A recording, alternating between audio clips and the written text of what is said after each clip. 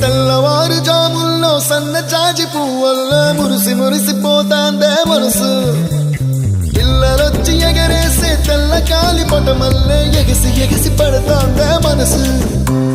కలలే లేని కన్నుల్లోన కదలేవో కనిపిస్తున్నాయే అలలే లేని గుండెల్లోన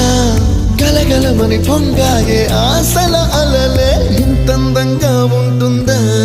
ఈ లోకం ఇన్నాళ్ళు ఈ మనసుకి తెలియాలేదే పాపం